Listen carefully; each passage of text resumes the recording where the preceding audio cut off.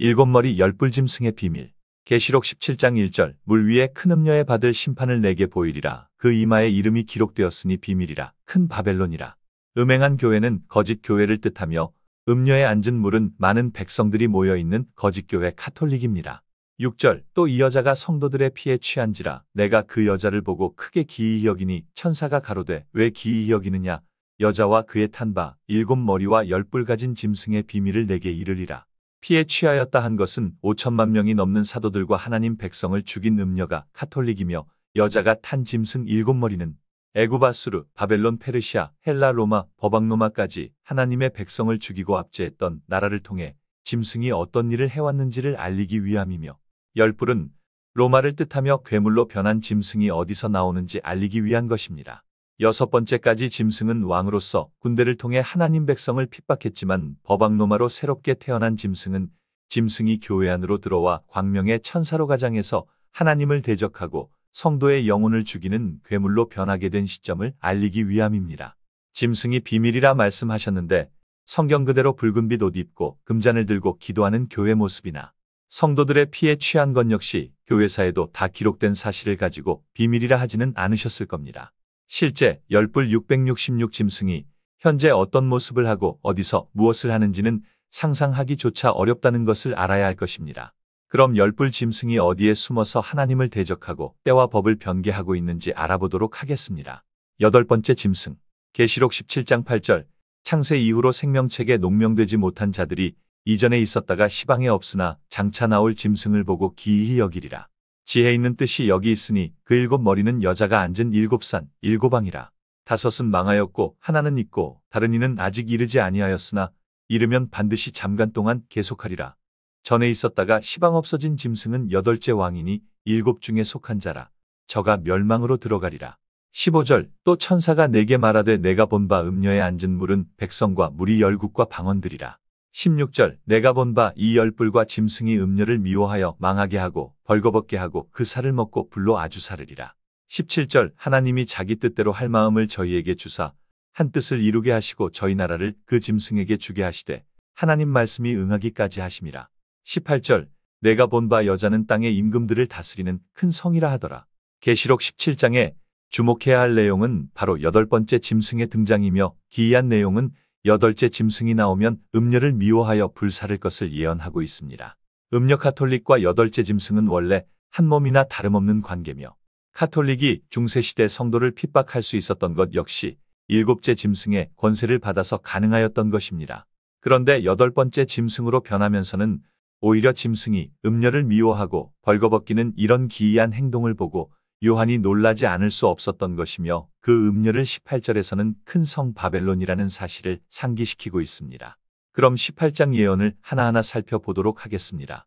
장차 등장할 여덟째 짐승에 대해 알리기 위해 일곱 왕에 대해 설명하는 말씀입니다.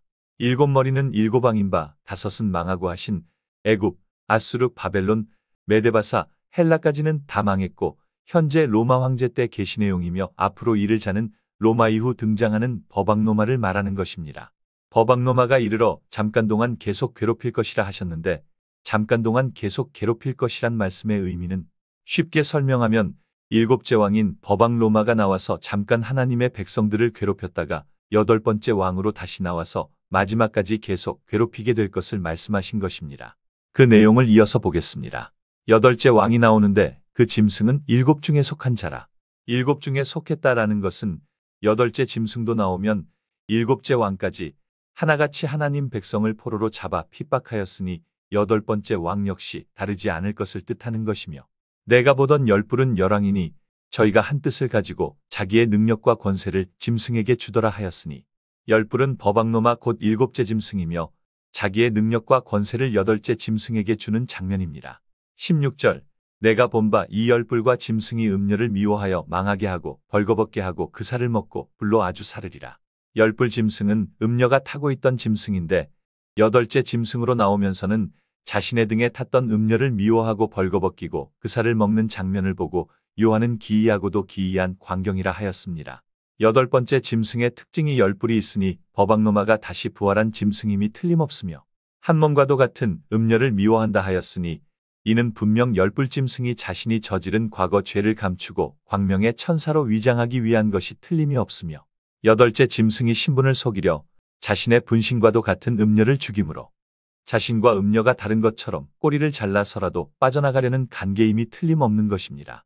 하나님을 대적하고 마지막까지 남은 백성을 죽이려고 자신을 포장해 살인자의 모습을 감추고 있는 여덟 번째 왕을 반드시 밝히 드러내 그에 합당한 죄값을 치르게 해야 할 것입니다. 그럼 여덟 번째 짐승이 어디에 숨어 있는지 알아보도록 하겠습니다. 여덟째 짐승의 징표. 짐승의 기이한 행동이 오히려 자신이 열불 짐승이란 사실을 드러내는 징표가 되었으니, 징표를 통해 주목해보면 음녀인 카톨릭을 미워해 카톨릭이 행한 더러운 거짓을 드러내 발가벗기고 그 살을 먹는 자가 여덟 번째 짐승일 것입니다. 그렇게 카톨릭이 행한 5천만이 넘는 성도를 고문하고 죽이고 핍박한 것을 심판하고, 카톨릭의 영적 음행인 우상숭배, 교황의 복식부터 십계명 가감한 것과 진리를 없앤 것을 드러내 바벨론에 몸담고 있는 신자들을 다시 영적 포로로 데려와 자신의 교세를 확장하는 데 필요한 살로 취할 것을 예언한 말씀이시며, 불사른다 하신 예언의 말씀은 말씀의 불을 뜻하며 하나님께서 한 뜻을 이루게 하신다는 말씀대로 여덟 번째 짐승이 하나님께서 허락하신 말씀의 불을 가지고 카톨릭의 악한 거짓을 드러내 심판하고 있으며, 이 역사는 무적행에서 올라오는 짐승으로 무신론을 내세워 불란서 혁명을 일으킨 나폴레옹에 의해 일곱 번째 왕인 버박노마를 죽였던 것처럼 여덟 번째 짐승을 통해 음녀를 죽이는 예언으로 완전 성취되어 이루어졌던 것입니다.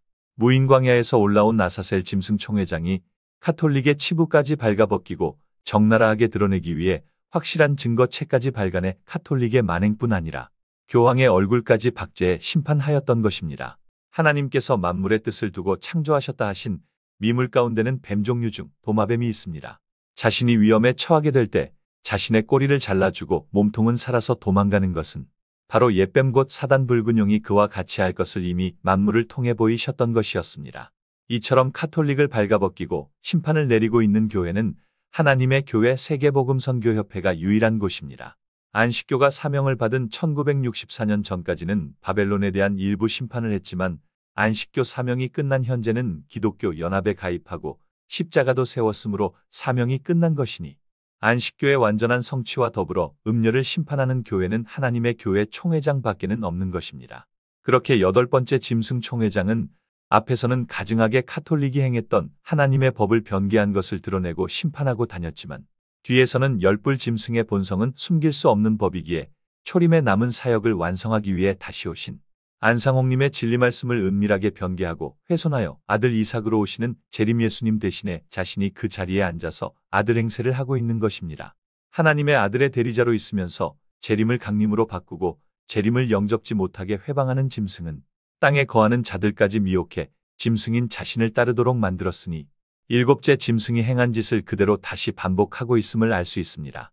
자신의 신분을 감추기 위해 분신과도 같은 음녀를 발가벗기고 심판하고 다녔지만 자신이 만든 잔꾀가 오히려 자신이 열불 짐승임을 드러내는 징표가 되었으니, 에스더 황후 때 하만의 역사가 그대로 이루어졌다 할 것입니다. 안상홍님 진리 변개하고 하나님의 아들의 대리자인 척 행동하고 있는 총회장이 바로 적 그리스도이자 666의 주인공인 여덟 번째 왕입니다.